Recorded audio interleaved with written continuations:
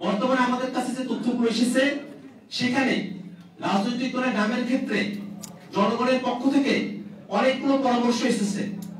সেই পরামর্শগুলোর মধ্যে রয়েছে রাজনৈতিক দলের নাম হতে পারে জনতার দল, নতুন বাংলাদেশ পার্টি, বিপ্লবী দল, নাগরিক শক্তি, ছাত্র জনতা পার্টি, বাংলাদেশ বিপ্লবী পার্টি, রিপাবলিক পার্টি, জাতীয় শক্তি সহ প্রায় 30টির অধিক নাম বেশি বেশি ঘুরে ফিরে মানুষের কাছ থেকে আমাদের কাছে এসেছে।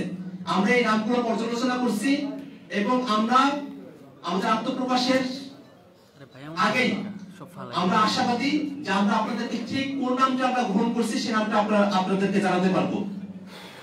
দলের প্রতীক নিয়ে মানুষের যে পরামর্শগুলো এসেছে সেখানে জনগণের আকাঙ্ক্ষার প্রতিফলন যাতে থাকে প্রতীকের মধ্যে তেমন একটি পরামর্শ এসেছে।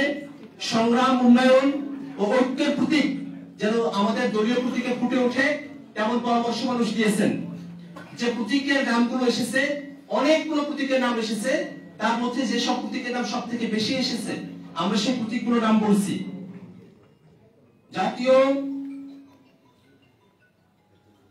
জাতীয় প্রতীক যেগুলো আছে সেই প্রতীকগুলোর কথা সব থেকে বেশি এসেছে। উদীয়মান সূর্য, কলম, বই, গাছ, মুষ্টিবদ্ধ হাত সহ আর অসংখ্য পরামর্শ এসেছে। আমরা সকলের সঙ্গে আলাপ আলোচনা করে আমরা আমাদের এই যখন রাজনৈতিক দল গঠন প্রক্রিয়া শেষ হওয়ার পরে আমরা যখন নিবন্ধনের কার্যক্রমের সঙ্গে যুক্ত হব তখন আমরা ফাইনালি ঠিক করব যে আমাদের দলের প্রতীক মার্কা কি হতে পারে। সম্মানিত সাংবাদিক বন্ধুগণ এবং উপস্থিত ছাত্র জনতা,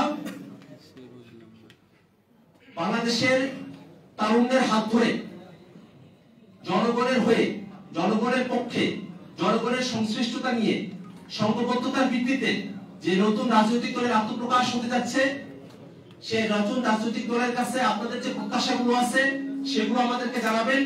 আমরা চেষ্টা করব তারুণ্যের হয়ে সেই প্রত্যাশাগুলোকে বাস্তবে রূপান্তরিত করতে যে ধরনের পদক্ষেপ, কর্মসূচি এবং কার্যক্রমের মধ্য দিয়ে আমাদেরকে যেতে হয় আমরা তার